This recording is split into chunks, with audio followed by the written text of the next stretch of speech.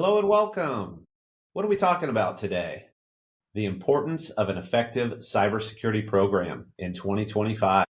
We have a powerful and exciting program for you today with an incredible group of industry experts, and I'm excited to introduce them to you now. Shauna Phippen is co-founder of Redbox and Storm AI, both technology companies based in the San Francisco Bay Area that provide managed services and AI strategy to help companies reach their full potential. With an extensive background in organizational leadership, emerging technologies and management, Shauna is obsessed with efficiency and passionate about business and the people that run them. Outside of the office, Shauna is dedicated to her family and community. Will Foret is the CEO of Spot Migration, a managed IT department that helps growing companies eliminate technology frustrations. With over 15 years of experience, Will's dedication to creating peace of mind by making technology reliable drives Spot Migration's mission to deliver the best client experience in the AEC industry. Randy Martinez is Vice President of Technical Services for IT Pros Management Group, a full-service IT and cybersecurity consulting firm with offices in Southern California and Southern Nevada. Randy is a best-selling author and speaker in the IT industry. Randy's book, Relax IT is Covered, is also IT Pro's guiding principle. Tyler Wallace is the CEO of CTS Computers that has been in business for more than 30 years and has consulted for hundreds of small and medium-sized businesses, along with highly regulated industries such as finance and DoD agencies. Along with assisting organizations with IT management, the differentiator for CTS is prevention of cybersecurity threats through proper risk management. And I am Brett Phippen, co-founder and integrator of Redbox Business Solutions and Storm AI as well.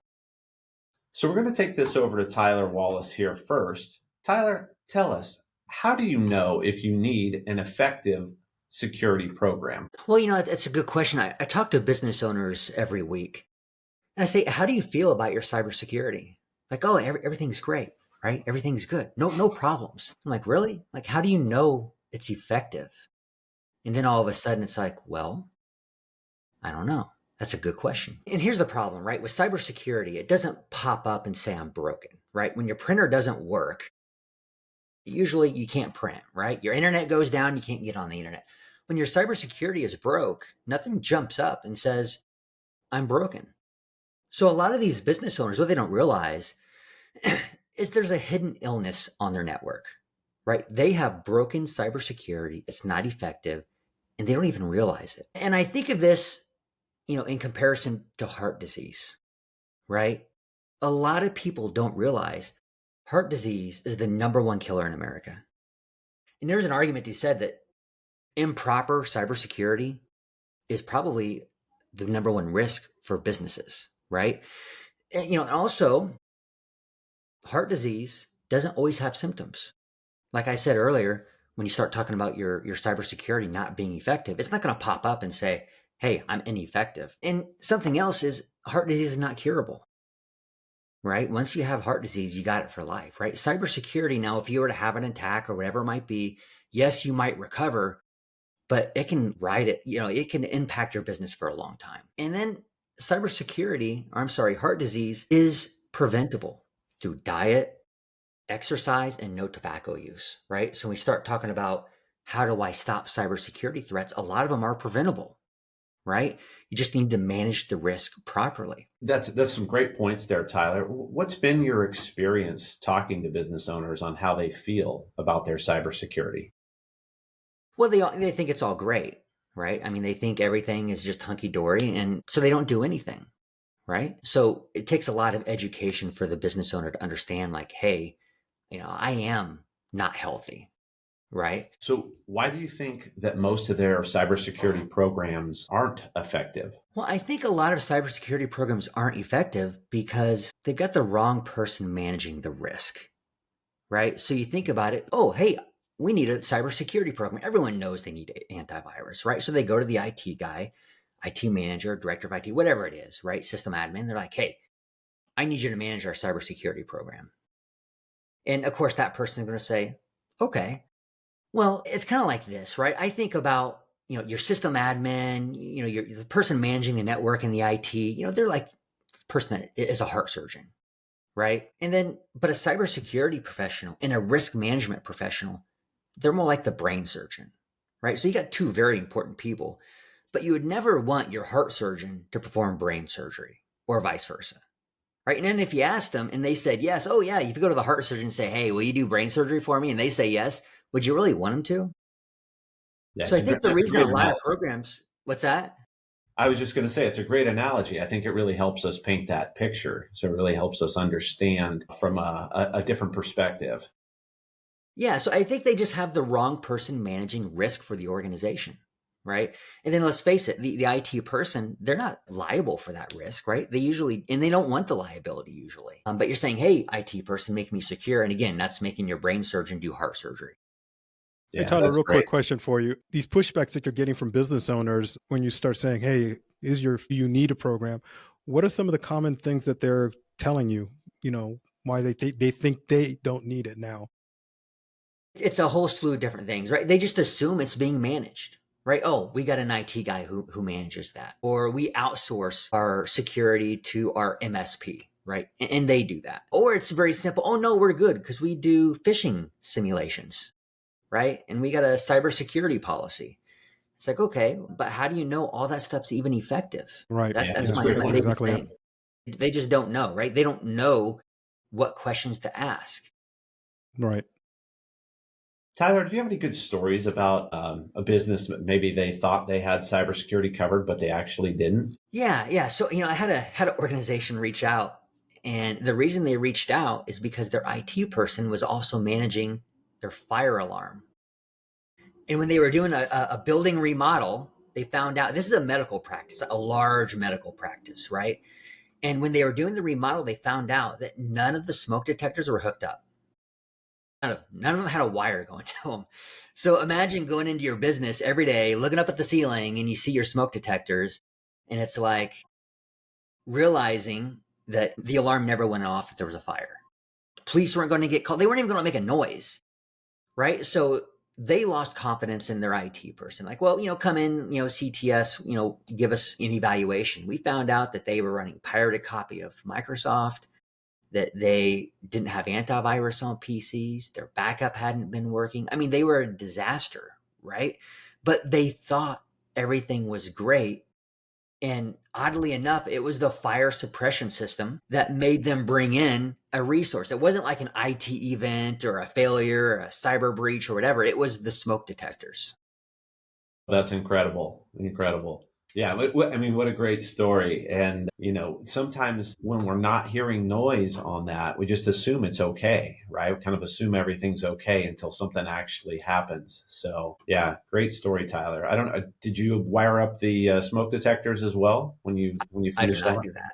You Have you stay checked the clear. fire extinguishers? You checked the Keep them Yeah. extinguishers? separate. Keep them separate. I think we'll talk about that in just a little bit. So, excellent, Tyler. Thanks so much. So, Shauna, that kind of leads over to you. Can you tell us why businesses need an effective cybersecurity program? I can, Brett. Thank you for the opportunity. I can think of zero point 0.5 trillion reasons. Trillion. I don't know how many people can picture a trillion, 1 trillion, much less 10.5. Because that is what the cyber criminals will be taking from businesses globally in the year 2025, I believe. And just to give you an idea of what that looks like, the United States gross domestic product is 29 trillion.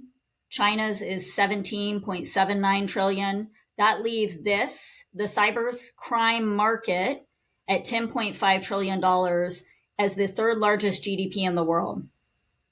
So let's just sit with that for a minute, because we break that up into small nuggets over thousands to millions of businesses. And you can see why IBM's most recent statistic, and of course you can look this up anywhere you want through AI or Google or anything else, but the average cost of a cybercrime breach right now is 4.88 million. And I know when we all got into this industry, that is not where it was at. But I can probably guarantee, I know we get calls every single week with breaches happening. Sometimes they're $10,000, which is rare that they're that small, up to ransomware requests in the millions of dollars. And I think the business leadership and decision makers around technology and cybersecurity don't understand that this is happening in our nation every 7 to 11 seconds. Companies are getting held hostage and they're incurring significant damages and business crippling events as a result of that. So, yeah, I'm very passionate about this topic. I think an effective cybersecurity program and a strategy, it's not a one-time thing. It's like a car. It's like basic maintenance on a vehicle. You don't just buy the car and it runs forever. You have to bring it in and get the oil change. You have to get it checked up. You have to do maintenance in a variety of areas with your vehicles, and you have to do that maintenance with your networks and your cybersecurity infrastructure as well. You know, Tyler brought up such a great point about prevention, because an ounce of prevention, as we all know, is worth a pound of cure. You know, and so if we're not being preventive and proactive with our strategy, then we're hitting those points like Tyler referred to with the heart attack. Then we're in what's called post boom. You know, the boom is the big incident that damages reputations, creates, losses of jobs, huge financial ramifications for companies, and therefore affects individuals, therefore also gets into legal issues, which gets very damaging in themselves. So I think if we're not attacking this before the boom and we're attacking it post boom, or what we call to the right of the boom, it's a lot more destructive, a lot more expensive, and a lot more painful for everybody involved. Yeah. Over Go ahead, here, Will. those boom events, we call those BPMs, butt puckering moments. We try to prevent them. So 100% agree, Shauna. That Yeah, is one way to describe them for sure. pucker moments. Let's avoid the pucker moments at all costs. Amen. But I think that holds true, that pound or that ounce of prevention holds true in this space as much as it does anywhere, because we all know from dealing with this that recovering after the fact is so painful. You've got ransom payments up front, you've got loss of business, you got expense due to that, and then over time you got reputational damage. And a lot of those things are putting companies out of business when they get hit with this. So again, prevention on the front end, right? Yeah, So, and I'll just say, I heard the statistic the other day that you are more likely to have a cyber incident than you are a speeding ticket, right? So think about that, Without a doubt. right? So I mean, the risk is there, right? You're not seeing the police officer on the side of the road clocking you. And I'll also say that it's not about businesses anymore keeping the lights on. It's about keeping the doors open, right? absolutely. Because a cybersecurity event will just close the doors. More than 50% of the time now. It's greater than 50% on small businesses of the impact that's actually shutting down those businesses that are impacted by ransomware and big events. And the one thing I'll say is regarding just why you need the effectiveness, I've seen just a morale issue when companies have called us after an event, and now their staff, the morale has gone down because now they're ineffective. They can't work, they can't do things.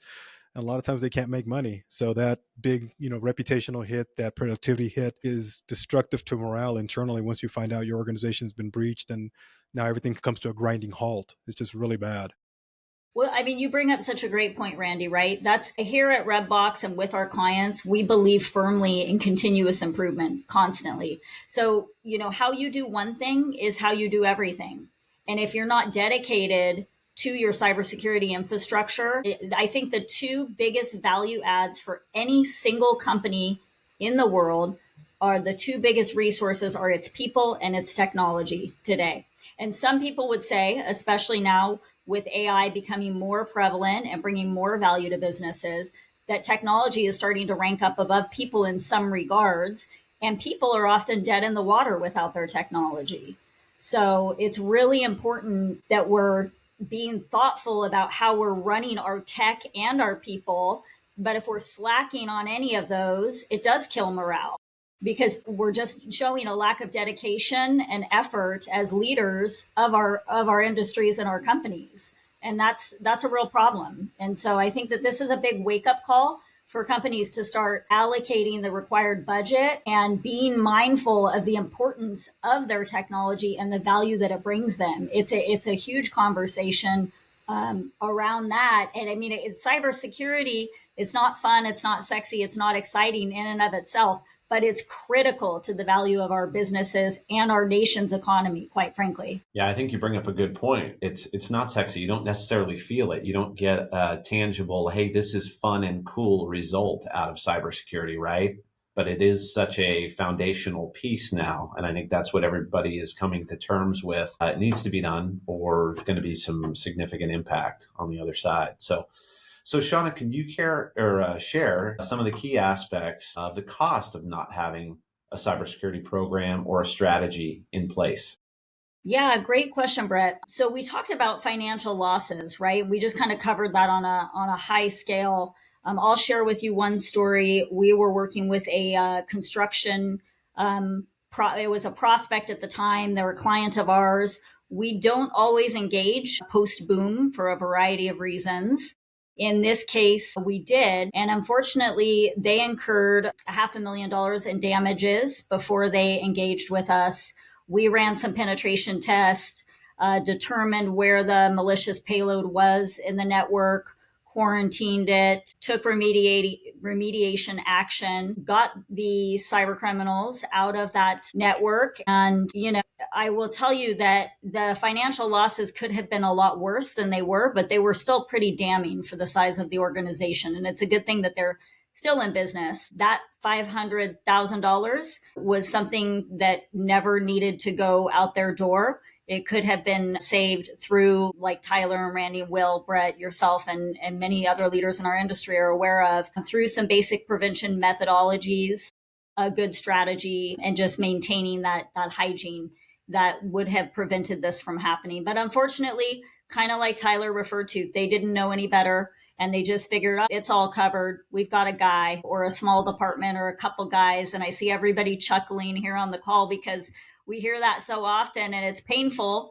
because we know that the guy only has so much experience. Leaders in our industry, in our space, coming together with other leaders, we have something special that is strength in numbers, strength in strategy, and strength in experience that the guy unfortunately doesn't have, or the gal. So yeah, financial losses are number one. Another second very damaging issue without a cybersecurity strategy or plan is reputational damage. We saw a law firm in the Southern California area have significant reputational damage as a result of not having any cybersecurity in place and not having any good strategy around that. It can affect, their biggest asset was what was on their server. And it was decades of cases with clients in the very high echelon. So some very powerful and prestigious clients and all of their private and confidential information. And they really took for granted that data is the core of their entire company and their entire firm. And unfortunately, when all that information gets released out into the public, the firm is no more. So the reputational losses can be as damaging as the financial ones, and ultimately be financially damaging as well, which also kind of leads into the legal liabilities. When you don't have an adequate cybersecurity posture, you're putting yourself at risk in a variety of areas for, legal action, lawsuits, which also leads into compliance, because the federal government is getting involved very heavily in this because it's becoming a national security concern. And so new legislation is getting rolled out all the time. That includes, everybody is familiar with compliance related to HIPAA, for example, which is digital privacy compliance. Some people may or may not know that the Federal Trade Commission, the year before last, executed the Gramm-Leach-Bliley Act, which is credit unions, car dealerships, companies that handle a lot of PII need to be held to like federal full-on banking institution requirements like Wells Fargo or B of A. So some of those companies are still not even aware that they're in a legal position to be fined by the Federal Trade Commission $100,000 on the spot for every time that they're not compliant. And many companies don't even know that. And until we come in and run a penetration test and walk through a compliance checklist, they may or may not continue to keep breaking the law until they get educated, or worse yet, something significant happens. C is one for federal government contracts. Of course, the EU's new AI one is going to be incredibly impactful. So we went to law school to get smart on this, to bring that value to our clients on the compliance side. And in the new advent of AI is really bringing a whole different element to the table now, because AI is very powerful on both sides of the fence. It's great for the good guys who are trying to run the companies and build in efficiencies and a better bottom line. It's also great for the bad guys who are coming after those companies. So that's kind of leads into that operational disruption, which is something. Operational disruption can be a great thing if it's used wisely. It can also challenge all of us if we're not ready to prevent the operational disruption that we're not looking for. And Shauna, I'm going to backpedal a minute, but you started talking about the FTC, right? And these organizations got to now have all this compliance like a bank. Aren't they making the CEO liable for that? Absolutely. Yep. And it 100%. follows them. It's my Yes. understanding. They could go work somewhere else, and that strike against them will follow them to another organization. Well, and named in the cases is not just the CEO. It's often also the entire board of directors for the organization. It's the CTO, the CIO, the CISO, the IT director, the guy. I mean, it really doesn't matter. They will name all the way through and through. I won't get into all the various cases, but yeah, great point, Tyler. Ultimately, like the buck stops with the entire leadership of the organization if they're not all being held accountable to themselves and each other and making some smart decisions around this, then yeah, the liability kind of goes around.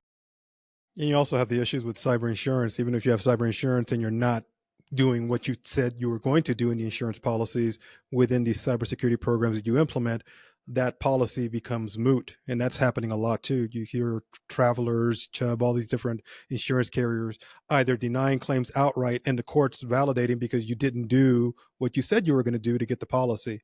We And if you just don't had have, one of those on Monday that they really, thought they had this huge policy and they were going to get paid out, and they were doing 2 of the 10 things that they said they were doing, that, oh yeah, we have anti-threat detection and multi-factor authentication, all the things on the insurance list. They checked them all off like, yes. Well, when they got breached, they ran some tests and determined only 2 of those 10 things were actually in place. And the insurance company said, even if one of them wasn't in place, you wouldn't see a dime from us. So yeah, they're very that's serious. critical. Yeah. Points, you guys. I mean, that goes back to the cost, right? The cost of not having a cybersecurity program or strategy in place. And you guys brought up a couple really good points here with the insurance side of things and also compliance. I mean, we could do whole episodes just on those alone because they're so big. I mean, everybody's getting hit over the head with compliance, and it seems kind of frustrating right now, but it's for good reason, right? It's protecting that consumer data. So that word compliance will become more and more prevalent as we move on, and it's becoming more enforced because a lot of these, as we know, HIPAA hasn't had a lot of teeth, right? It's been a very retroactive after the fact and said, you've done something wrong, we're going to fine you. But a lot of these compliance standards, you actually have to pass the test before you can get the next contract in place, as we're seeing on the CMMC and DoD. Yeah, really, really good talking points, and you make some great analogies with some of the specifics in there too. So thank you, Shauna. And going to Will, I think, Tyler mentioned this when he spoke a little while earlier about why IT and cybersecurity teams should be separated and not necessarily be one and the same or all under one umbrella. So Will, can you speak to that for a couple of minutes here? Sure, Brett. So let's start with, if you look at IT, a lot of leadership will think that it's all encompassing, that IT should be responsible for all things that touch technology. And the issue is that the IT generalist doesn't really exist anymore. There's not just the people side, there's a process, there's also tools that go into the day-to-day. And for an IT person to be able to manage all of those things, and then on top of it, be able to deal with threats that are happening in the middle of troubleshooting, they're completely different processes, different people that are looking at it. It's different training, everything, right? So if anything, I would actually say that not only should you separate out IT and cybersecurity completely, But this way, by separating it out, you can start attaching a budget, and it should be separated out on your P&L. So this way, you look at how much you're spending on IT, you're looking at, IT's job is to increase productivity, get you back to work. Whereas cybersecurity is looking more at risk management. They're looking at threats, right? It is not troubleshooting. It's dealing with, the potential, the prevention, or if something is happening, looking into it. Look, because cybersecurity threats are evolving rapidly, especially with the use of AI. I mean, we are in the beginning of the use of AI. Things like, uh, you know, the threats that are out there that we've seen 20 years ago, all of a sudden are popping back up. Like the Nigerian prince scam is alive and well, right? Why? Because all of a sudden the Nigerian prince is able to speak English a lot better because of the use of AI. And so to be able to monitor threats, you need new tools. You need to be able to stay up to date. It's very different than the IT team side, which is very process driven, but it's for continuation rather than a prevention of a problem. I love that you bring that up, Will, and I'd love to, because you touched on budget. Partners data actually suggests companies to spend 15 to 20% more in 2025 on cybersecurity than they did in 2024. That's real general because in our experience, I would say the gross majority of companies did not budget enough in 2024, which is why so many of them are experiencing financial losses. But just to have a target to aim for, if you're looking at investing 20% more to start, that's a great place to start to allocate the budget to protect your organization. I like to say also that what Will brought up regarding these old, most of us on this call have been in IT quite a while, so we remember a lot of things. And these old scams that we used to see 10, 20 years ago are revitalized. I was reading an article from the FBI's cybersecurity division, and they were saying that they were shocked to see some of these old scams 15, 20 years ago, the little pop-up that pops up and says, hey, your machine is, breached or something, and people falling into that because of AI. They're looking much more official. They're looking more like an actual Microsoft alert or anything like that. So the advantage of having a team of people that can dedicate their effort to that protection and not just relying on the IT guy and pounding on the IT person to protect your organization as well as keep your lights running, is those days are gone basically. And I'm glad Will is bringing that up.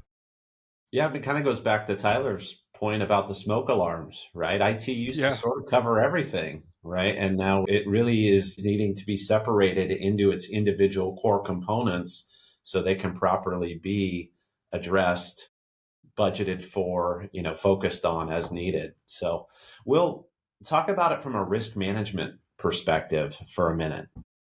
So, from a risk management perspective, let's talk about really a little Reaganism. Trust but verify. For those that were born after he said that, this was something he said during the Cuban Missile Crisis.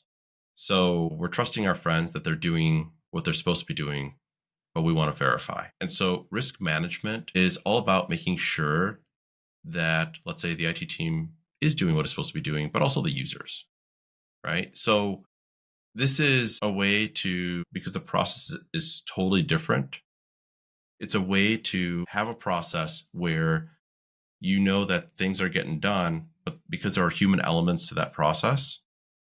For example, let's say antivirus doesn't get installed on a machine, right? Well, how do you know that your antivirus is being installed on all 200 machines or on all 500 machines? Or maybe half your workforce is working from home or remotely.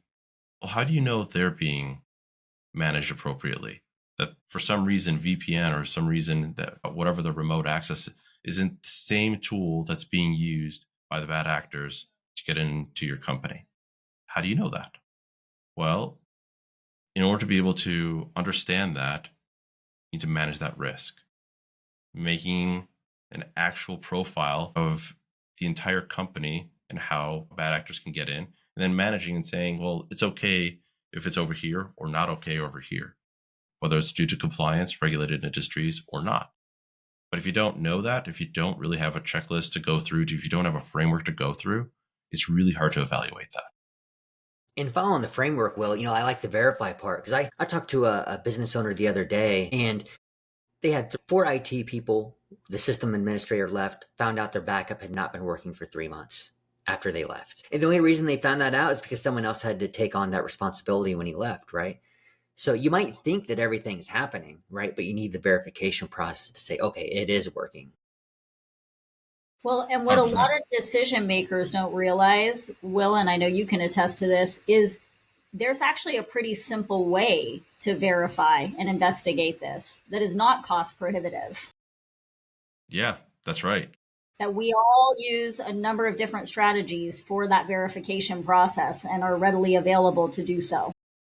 Risk assessments, cyber risk assessments of all different kinds. Sometimes they're called pen tests, but risk assessments are a little bit different. Cyber risk assessments are a little bit different. Pen test is just maybe a technical term for it. And I say it's always good to get a risk assessment, right? But I find that a lot of business owners fail at actually implementing the outcomes of that, right? So they have a risk assessment.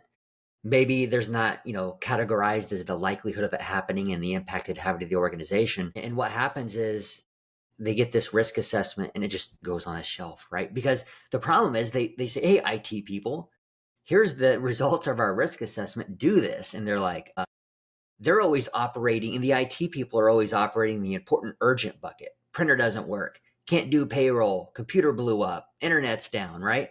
They never have time to go through this risk assessment, to go through like 100 and whatever pages, right? And we can all agree it's important, but for them, it's not urgent. And I think that's where a lot of organizations that even do get a risk assessment fail, right? If they try to handle it internally. Well, Great. I was going to say, I always look at even our businesses. I mean, even our industry. We know a lot of companies. I mean, everybody on this call right now, in this recording, we all operate under that mantra of having IT and cybersecurity, IT support and cybersecurity separated within our internal team. So our teams, for all of our companies here, we all have an IT support team that handles support, and we have our cybersecurity, our security operations center that handles our cybersecurity, and they never meet. They basically are 2 separate entities operating under separate protocols, procedures, and I think that's what most businesses lack, is understanding they need to do the same. We do it because we know for a fact that in 2025 we need to do it that way, and we've been doing it that way for a few years now. But now it just becomes even more important. Segmentation is key. Yeah, I think y'all bring up a great point that the IT is so busy putting out the fires, they just don't have time for the proactive approach that's required for that risk side of the business and the cybersecurity side of the business. So, And even if they did have the time, right? It's still, you got the brain surgeon trying to do the heart surgery, right? And they might say they'll do it, but again, like, do you really want them to? Yeah. And the fact is, it's the single biggest risk. So to businesses, when you talk about risk management, this is where everybody needs to start. Every company is with the largest risk to mitigate that. Will, what happens when IT and cybersecurity is managed under the same department? Well, quite frankly, it's not. I think that's kind of the point, because the IT team is always looking at the urgent bucket, and a lot of good cybersecurity practices is about prevention and being able to see what is happening, having that visibility to be able to do something about it. Those are processes that are not just sort of knee-jerk reaction processes. They're very much a process that requires time and dedication, as well as training in how do you go about managing those, whatever those risks are, whatever those indicators of compromises are. So, what it also helps with, if you separate it out, from a budgetary standpoint, is you can then change accountability. You can change who and who's actually responsible and accountable. So if something happens, you can go to that person. If you talk to any IT person and you really ask them, do they want to be responsible? Do they want to be accountable when something happens? Go ahead, ask your IT team. If you ask them that, because no one thinks about it. when everything's okay. But if you pinpoint that question, you're going to be, it's an unsurprising answer for if it's just an IT team, because they don't actually know how to handle it. Questions, some of the answers that you might get is, well, we handle it like a castle. We have layers of security. That's kind of, that was maybe 15 years ago, that was a good answer. Now you got drones. All Especially over the New place. Jersey.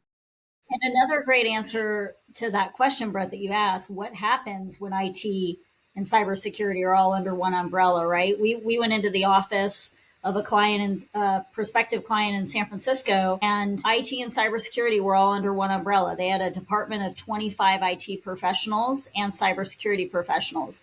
They had purchased CrowdStrike, and for all intents and purposes, it was sitting in the IT director's office in its cellophane behind him. So that's an example of what happens because IT does not have enough time to have the strategy and execute on that and deploy it out. So we said, what tools are you using? Are you using endpoint detection response? Do you have a incident response plan, et cetera, et cetera? And they said, well, the great news is we just procured CrowdStrike. Well, that's exciting, but it's in our box behind our desk because we haven't been able to deploy it because we don't know how to deploy it. We don't know how to fine tune it. We don't know how to train our users on it. We don't know what it's going to do to our network. That's kind of an example of what happens. So it just sits there as a resource or an asset that the organization purchased and is not protecting them in any way, shape, or form. And none of the leadership team was aware of that. That's right. It's not a plug and play. Most cybersecurity, even the software, let's forget solutions and strategy for a second, but tactically, just installing a piece of software isn't going to get you the results that you're looking for. So if you think antivirus, so IT person might think, well, antivirus, I'm going to protect my organization. Or CEO might think, well, we have antivirus, therefore we're protected. Cybersecurity is much more about tuning to your organization, and it's different for every organization. What works for one will not work for the other.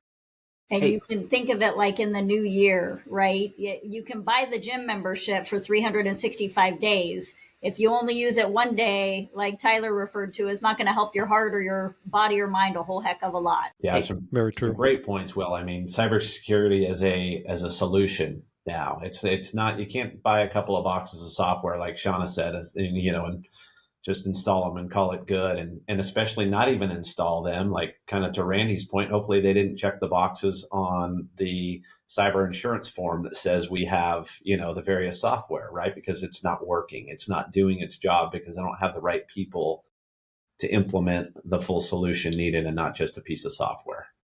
So really good point. Will, So, kind of Will, I last got question one here. question for you, though, Will. Why do you think that the IT person doesn't say, I'm not going to do that, or I don't? Why are they not more vocal in saying, I don't want this responsibility? I think there's a couple of reasons. One is they just don't know how to communicate it because they're saying it in their own technical language. And so the business person or the person that's holding the money, whether it's CFO, CEO, or otherwise, they think, well, I've heard this story before, or they go, well, there's not enough reason because the way CEO, CFO looks at the world is a little bit more risk management.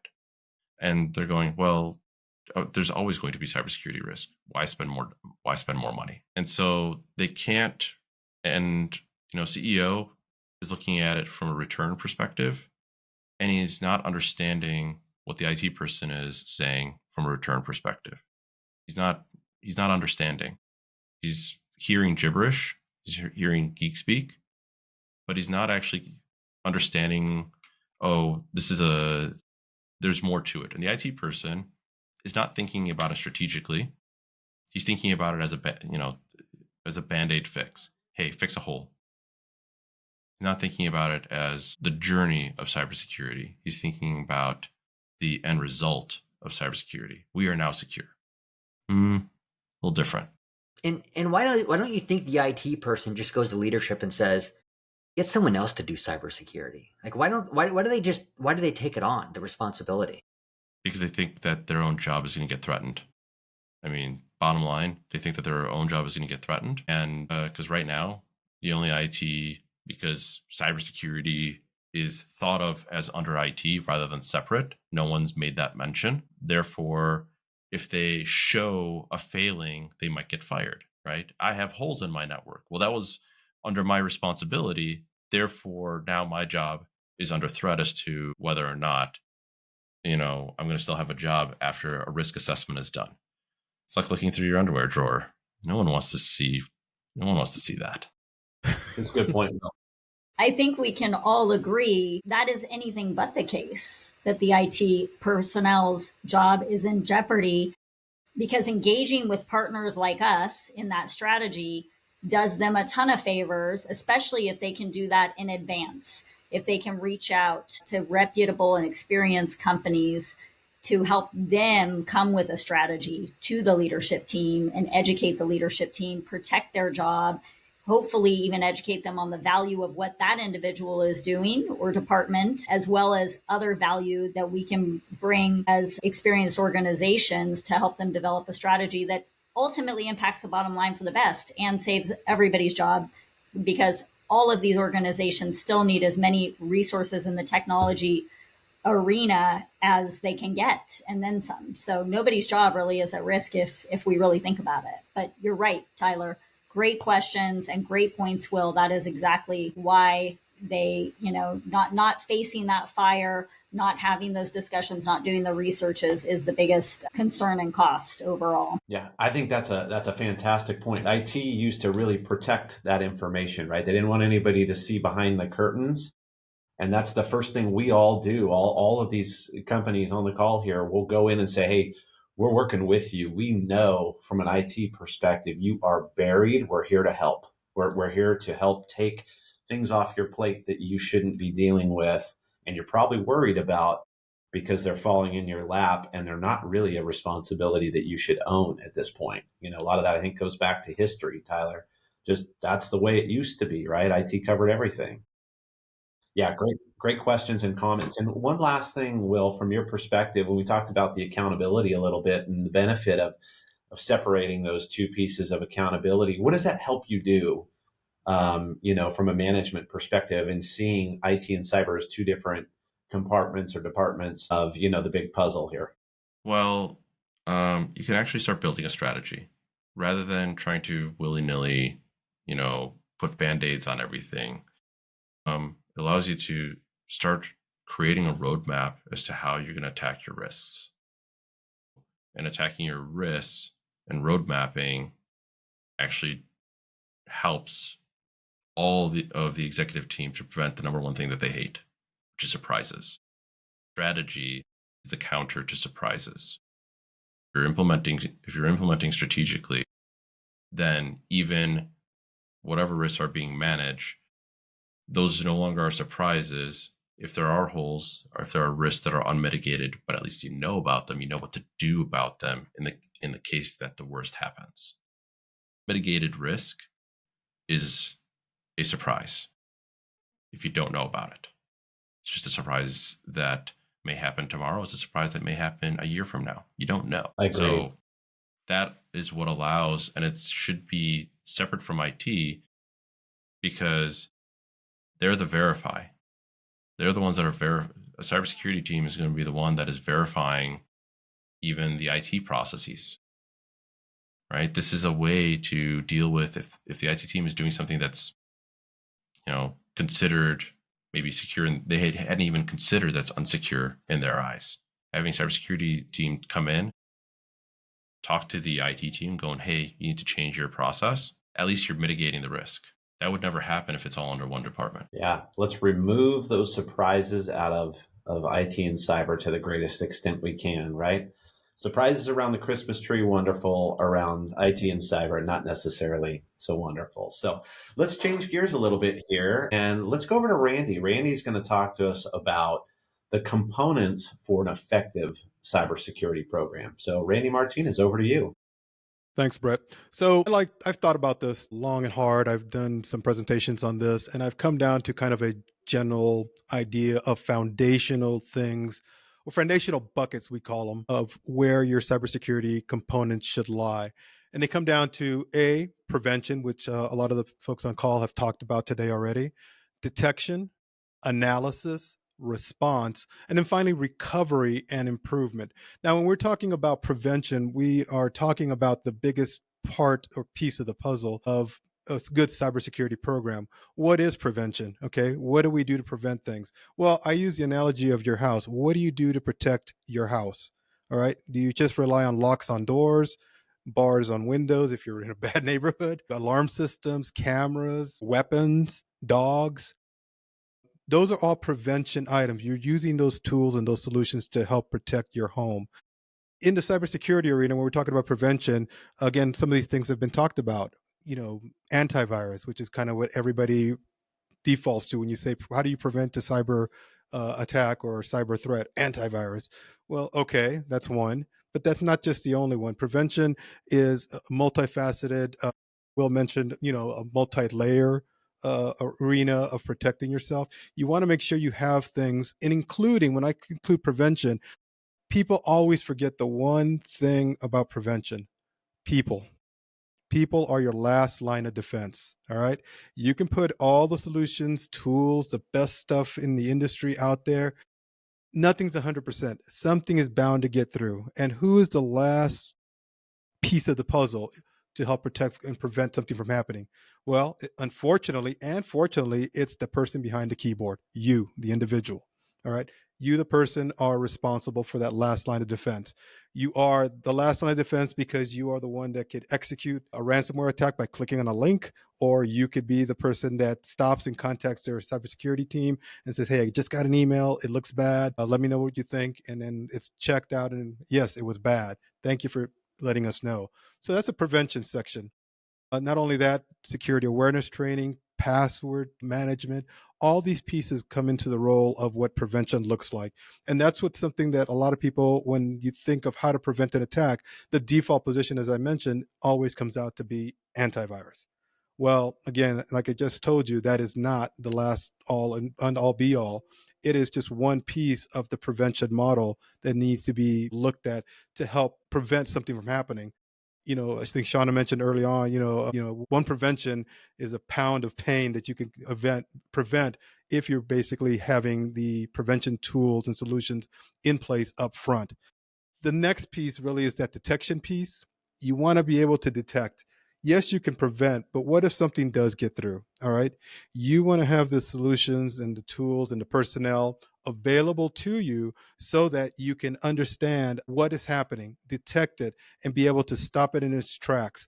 Detection is critical. That's one piece that I always, when I'm talking to business owners and we're talking about cybersecurity, for some reason they always miss that piece. And we're talking about intelligent people that know their stuff. They're really smart, they're well educated, but they always seem to miss the detection piece. They go from prevention to response and they miss the big piece of the puzzle in between there. So prevention, the next piece is detection. You want to be able to detect things. That's a big layer of the cybersecurity model or the cybersecurity program you want to put in place. You want to have solutions, tools, and personnel that are going to help detect things as they're happening. All right. And be able to stop them before they do happen. Because if you don't stop it, then you're going to get into the next phase we're going to talk about, which is response. And the response phase is the phase that Shauna talked about earlier, which is that right of boom. That right of boom scenario is your response. Now something as bad has happened. Now you've got to respond to it, whether it's a ransomware attack, a data exfiltration, your network has been compromised, money has been sent overseas from your bank account, things that happen after the event has occurred. Now you're in that response mode. And that response mode is you being able to have protocols, procedures in place to know how to respond to that.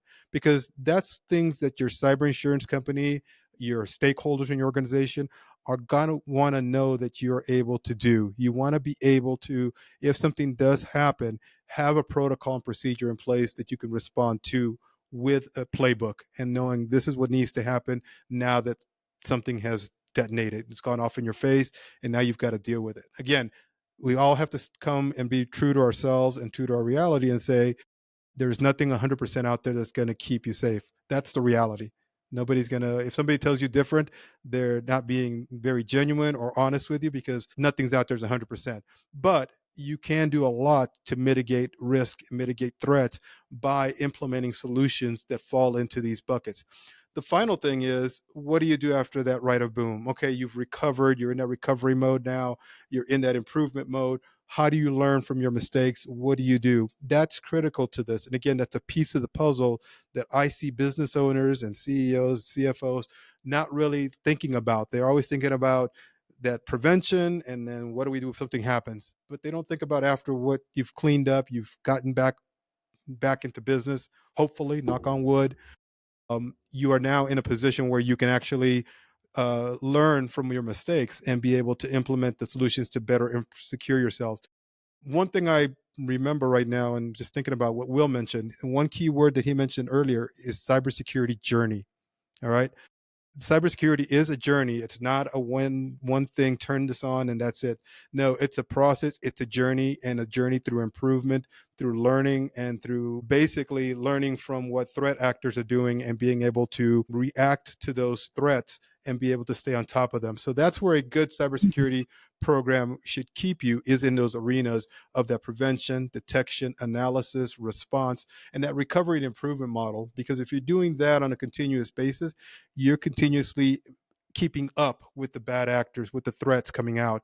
And if you're doing that, then you're consistently keeping yourself in your organization in a position where you are now being proactive and you're taking on a leadership role in your organization for protecting the assets of the data that's there, the information that is valuable to your organization. And most people on this call will understand that nowadays data and information is more valuable than money, because money can come and go. Information continues to grow and the value continues to grow as you input information into your systems. That data, that list, the client profiles, all that thing are important to your organization. And you want to make sure you're doing things to keep things effectively protected by implementing a good cybersecurity program.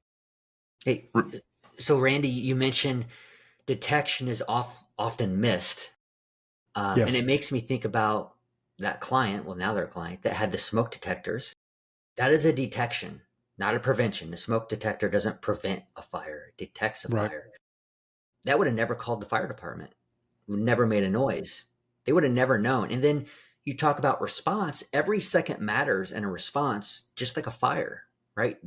Which is better to respond to a fire after 3 minutes or 30 seconds with a fire extinguisher, or 30 minutes after it's spread to the whole building? One is, maybe you just got to do a, $1,000 remodel, right? The other is a complete loss, right? So I think, with response, it's, every second matters as well.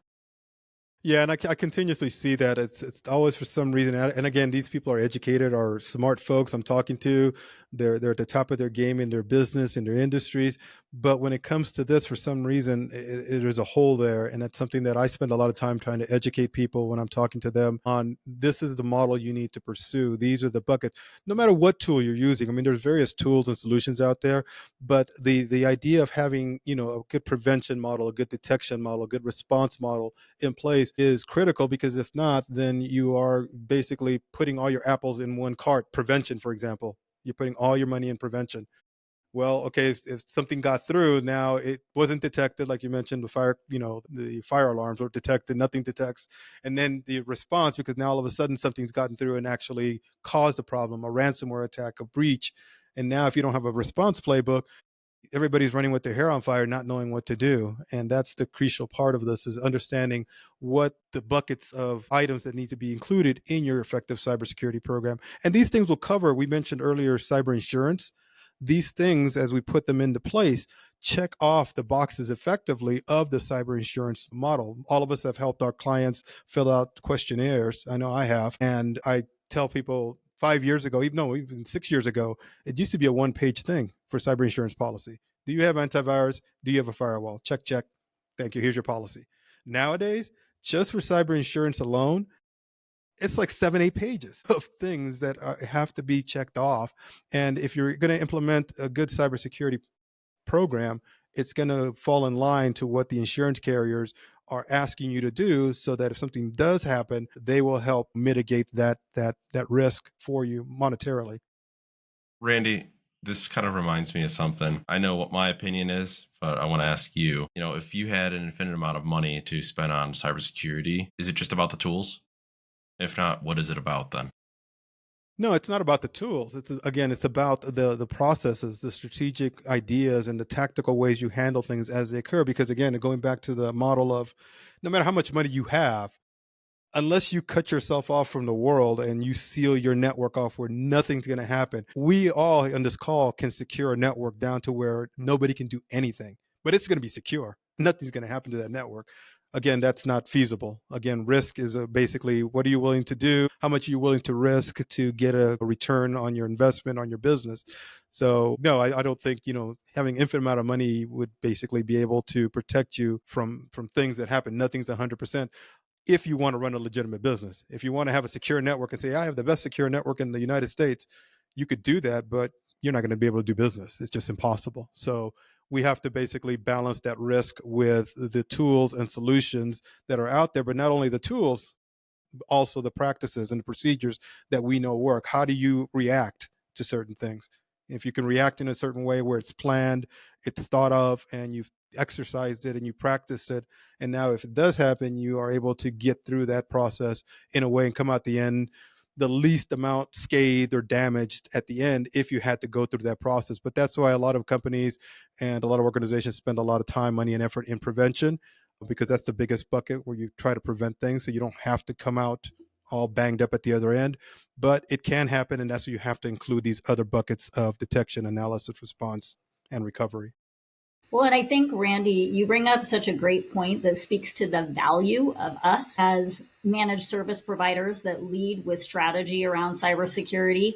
When it comes to that prevention, detection, and response, you have to have a team of hundreds of resources and a lot of partnerships with, Will referred to tools, which are essentially software.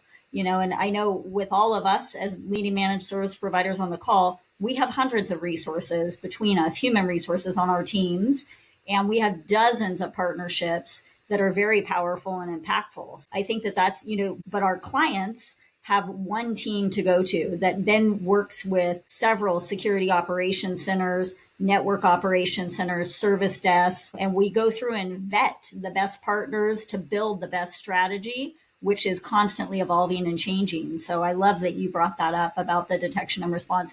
And the antivirus, made me think instantly, because you get those IT departments that say, we have an antivirus. Like, that is a Sony Walkman in the 1980s with a cassette tape, right? Like, that was really cool back when we were all listening to, Chicago and Madonna, Michael Jackson. I mean, not to date ourselves here. But today, under the Christmas tree, is the Apple AirPods Max or the AirPods Pro or the Beats. We're not working in the Walkman era anymore, guys. So it's time for us all to kind of really get a wake up call on antivirus alone is not adequate enough. Correct. Yeah, and I see that happening a lot where, people say I have antivirus and they basically talk about, oh, we update our definitions. And when they go in that point of conversation, I'm like, you're dead in the water. If you're talking about updating definitions in 2025, you've got a really bad product and you might as well just take it off because it's not doing anything for you. The way the threats are occurring in the modern era. Randy, I'm going to circle back to a point you made a little while ago about who we work with. And we work with very smart individuals, right? CEOs, CFOs, directors of IT, CTOs, that they're very smart. They're very good at what they do. Why is it so hard for them to connect with this sort of nebulous cybersecurity and IT and the division and the separation of those two things? It's a different conversation, right? It's a different language, and it's kind of hard to make it tangible. So can you speak to that for just a sec? These people are so well educated. Why is it so difficult sometimes for them to connect the dots on the cybersecurity piece specifically? I think it's because a lot of the folks, Will talked about earlier, basically separating IT from cybersecurity. I think a lot of those folks have grown up in, come up the ranks of having an IT department or an IT person. That person did cybersecurity, IT support, fire extinguishers, plumbing, everything under the sun that nobody else wanted to do. I was one of those. I worked for a company where I was the IT director. I was also in charge of maintenance for the janitors. and I was in charge of security because I was in the military. So my owner thought I had a good background. So I've been in that position as an IT person that everything's thrown onto them. So I think they're used to that mindset. And now, again, I work for a company, it's a multi-million-dollar entertainment company. The owner, intelligent guy, I mean, really, really smart, but he thought the IT guy, me, could handle everything because I was competent, and and it was more money for me. So I said, yeah, I'll do it. But it wasn't effective because at a certain point, I don't have the amount of knowledge to be able to handle. And back in the day, maybe I did, but I'll be honest. Today's world, I focus a lot on cybersecurity. I've got a team of IT support people that handle stuff, but my focus a lot is around IT security because that's where we need to protect our clients. I'm focusing my effort, even though my background is started off in network engineering and IT support. That's the mantra of most people in business today is the IT person will handle cybersecurity. And as Will mentioned earlier, it's just not doable. It's not reasonable to think that anymore because again, you're putting so much pressure on that one person, it's going to burst. Anything you put a lot of pressure on eventually will pop, and it will pop at the most opportune moment. And that's what we're trying to avoid is we're trying to segregate those two things so that nothing pops. Your IT support keeps running. They run the business.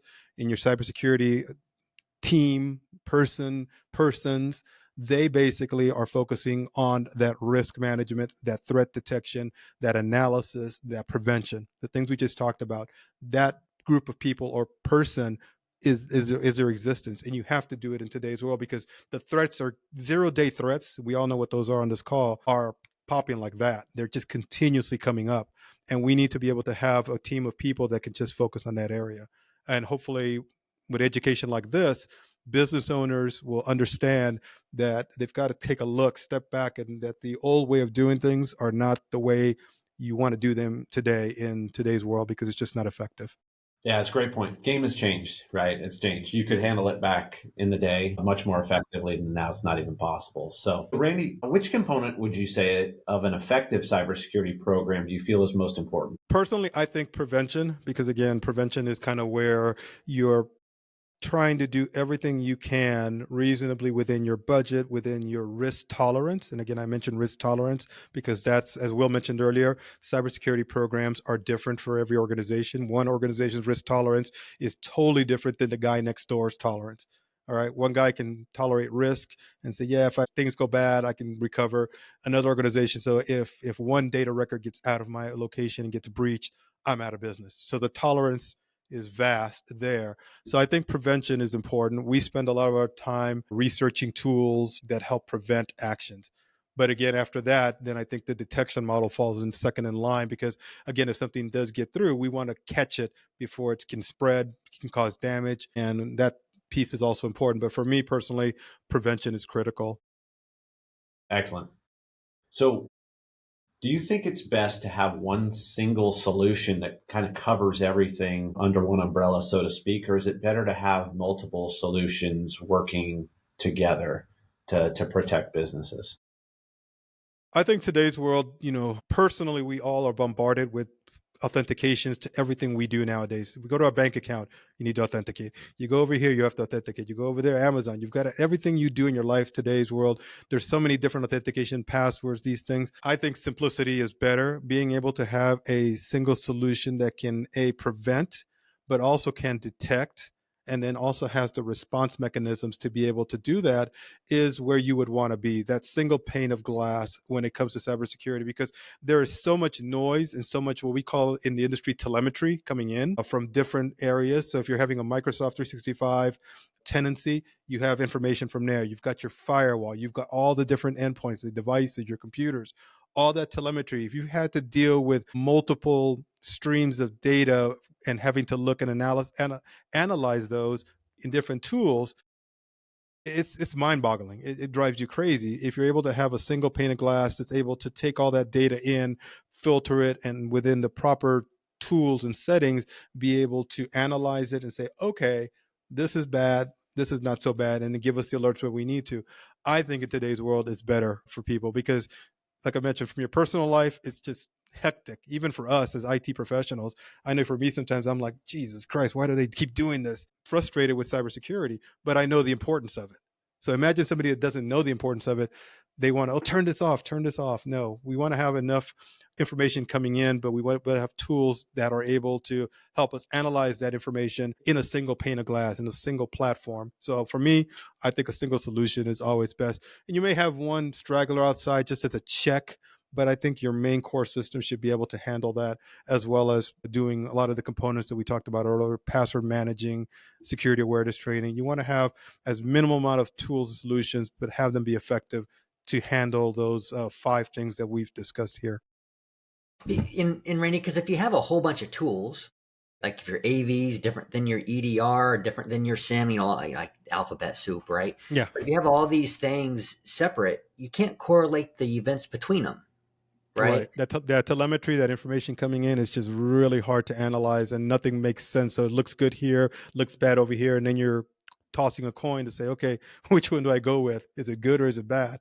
Whereas if you have a single solution, it all correlates together, it's all analyzed together, and you get that one single snapshot to be able to make a legitimate cybersecurity or business decision or risk management decision based on the available information at the time. If you have it in one place, it's always better just to be able to do it that way.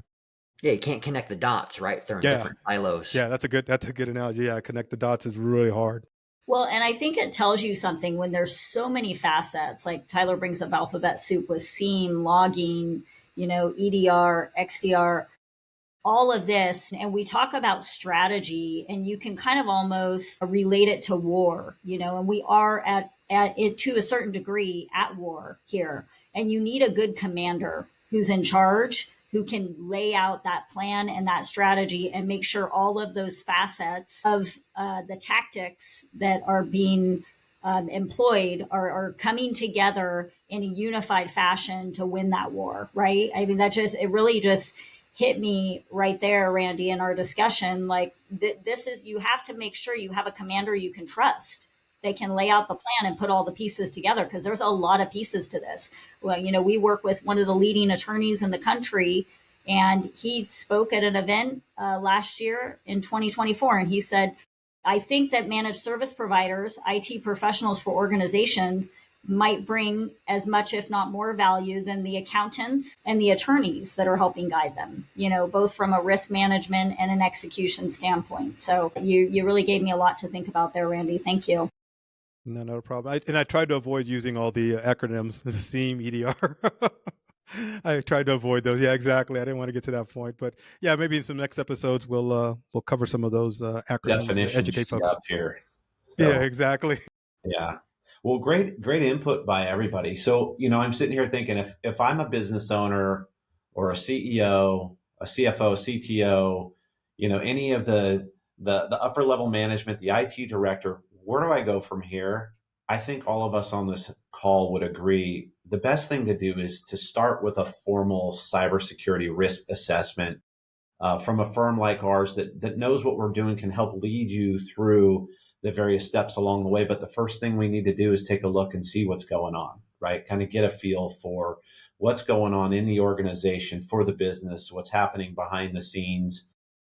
So you can start to develop that plan and that strategy about what to do moving forward. What's the most important thing to do first, second, third, following after that from the various pieces that we've been discussing here today. So, thank you all. Just kind of a quick summary here.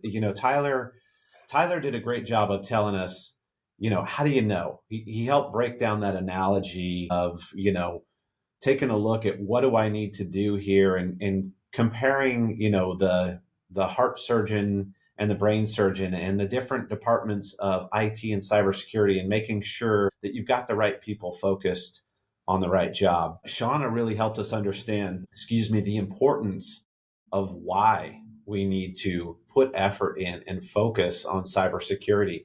Had some incredible, alarming statistics and numbers. $10.5 trillion going to the cyber criminals. That's the third largest GDP in the world. Things are happening every 7 to 11 seconds. So that ounce of prevention is worth the pound of cure. And it goes as far as reputational damages, legal damages, and it continues on from there. So how important it is to put the effort in, the appropriate amount of effort into what we're discussing here today.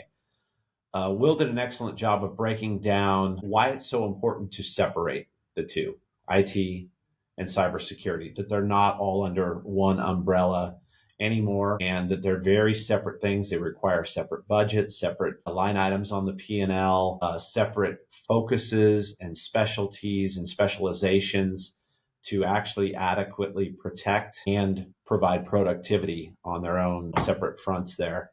And then finally, Randy, with an excellent breakdown. Thank you for, the foundational buckets, as you said, of an effective cybersecurity program. And that was prevention, detection, analysis, response, and then recovery and improvement moving forward there. So y'all did a phenomenal job. Thank you for jumping on here today. And I'll just give you a chance, kind of a final thought from each of you. So let's maybe we'll go in the same order here. Tyler, anything that you wanted to share, just sort of in summary to the group here? Yeah, I would just, don't assume that you're healthy, right? Don't, and I mean that from a network perspective, right? But you don't want to just think everything's hunky dory and just, be complacent. You want to be proactive and get checked, right? And you might find out that you're not quite as healthy as what you think. And let's face it, when you go to the doctor and you're already sick, sometimes that's not treatable, right? So the person that's more healthier is the person that goes and does the doctor's appointment often rather than the person who never goes, right? So just make sure your network, your IT, your data, your cybersecurity, all that needs a doctor, right? Make sure that you're going proactively rather than reactively after something happens. Great points. Excellent. Thanks, Tyler. And Shauna, any final thoughts? Yeah, thank you, Brett. I would say look at the total value, right? We can't just look at the expenditure or the short term expense. We have to look at the bottom line and what's the total value or benefit to the organization. Because in the long term, it is always a good return on investment. And work with people that you trust, that are reputable, that are rolling up their sleeves and really doing a lot of research, and that they in turn are working with great people and leaders of industry to bring value to you. And I can say that affirmatively with everybody on this call, without a doubt. Every company and all of your teams, kudos and hats off to each of you for how hard you work and roll up your sleeves. And to the partners that we work with, kudos to them for putting themselves in uncomfortable positions and going above and beyond the rest, because there's no better group that I would rather work with than the folks on this call and the teams and partners and vendors that we're all associated with. Excellent. Totally agree. Will? Two things. First one is trust but verify. Look, it's very simple. In the same way that you would audit your books, you need to also audit where you stand. You don't want to put band-aids in places that you don't need any and completely miss the broken bone that's somewhere else. And the other aspect that I would also probably mention is that if you don't know where to start, if you don't know where your risks are, getting an assessment done is the only way to be able to at least start looking at your entire company and being able to manage that risk. Look, some risks might be okay for your company that are not for another. That's okay, right? But the risks were there. You're not really opening a Pandora's box. The risks were always there, but now you have a roadmap that turns into a roadmap into how to manage them. Yeah, excellent points. Thank you. And Randy, over to you. So I think the biggest thing for me is kind of going back to your call to action is get a risk assessment, because, I used to watch a cartoon called G.I. Joe with my kids when they were small, and the shows always ended with, knowing is half the battle. And that's it. When you have a risk assessment in place, you're able to do that. You are now halfway through that journey of knowing, as Will mentioned, what are your risks and what are you willing to tolerate and what are you not willing to tolerate. But at least now you have it listed in front of you, and then you can make those intelligent decisions. And then once you make those intelligent decisions, that's where you start building out your cybersecurity program into those buckets that we talked about, prevention, detection, analysis, those things. You want to basically have the information up front, and knowing is half that battle. So if you have that information in front of you, whether you're doing a risk assessment, a risk audit, something that a third party, and I'm going to say this, a third party has to do this. Don't think you can do your own risk analysis. It's not fair. It's not going to be accurate, and it's not going to give you the information you want. It's going to be tainted. So you always want to look at a third party to do it. Have somebody outside come in and look at what you're doing and say, here's the good, here's the bad, and here's the ugly stuff that you really got to take care of. And if you do that, I think you're on your way down that journey of really improving your cybersecurity posture. Thanks, Randy. I really appreciate all of you jumping on here. We've all been in this industry for quite a number of years at this point. We've all got a lot of experience, and I consider each of you very much thought leaders and leaders of this industry in large. So it's really neat to see everybody here on this panel together, and I really appreciate working with each and every one of you as much as we do. So I consider us very fortunate to do that. And what tremendous value you brought today, the ton of education on this call, a ton of good information, specifics, justifications, reasons, analogies. So excellent job. Thank you all very much. And just wanted to let everyone know that next episode we'll be taking a little deeper dive on specific components of that effective cybersecurity program. So please join us for that coming soon. So thanks, everybody. We're signing off for now, and we'll see you soon. Great job, technology gangsters.